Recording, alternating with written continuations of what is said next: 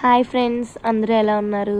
బాగున్నారా? అందరూ బాగుండాలని కోరుకుంటున్నాం. అసలే వర్షాకాలం కదా, రోజు బజ్జీలే తింటామా ఏంటి? అసలే మిరపకాయ బజ్జీలు శనగపిండితో చేయాలి. శనగపిండి తింటే గ్యాస్ వస్తుంది. డైలీ మనం శనగపిండితో బజ్జీలు చేసుకొని తినలేం కాబట్టి మినప్పప్పుతో గారెలు చేసుకుందాం. మనకి హెల్త్ కూడా చాలా ఇంపార్టెంట్ కదా. సో ప్రాసెస్ ఎలాగో చూసేద్దామా. మనం ముందు రోజు నైటే మినపప్పు అనేది నానబెట్టుకోవాలి. నానబెట్టుకున్న మినపప్పుని వాష్ చేసుకొని పక్కన పెట్టుకోవాలి. మనం మిక్సీ పట్టే ముందు ఆయిల్ ప్యాన్లో వేసుకొని వేడెక్కేలోపు మనం మిక్సీ పట్టేసుకోవచ్చు.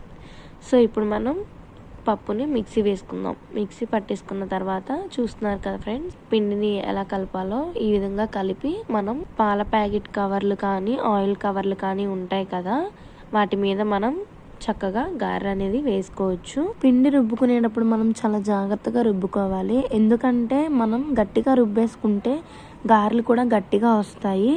అలానే లూజ్ చేసేసుకుంటే గారె మనం వేసేటప్పుడు ప్యాన్లో పడదు. సో మనం మీడియంలో ఉండేలా చూసుకొని రుబ్బుకోవాలి. గోల్డెన్ బ్రౌన్ కలర్లోకి వచ్చాక మనం తీసేసుకోవాలి. ఛానల్ని ఫస్ట్ టైం చూసిన వాళ్ళు ఎవరైనా ఉంటే సబ్స్క్రైబ్ చేసి మమ్మల్ని సపోర్ట్ చేయండి ఫ్రెండ్స్.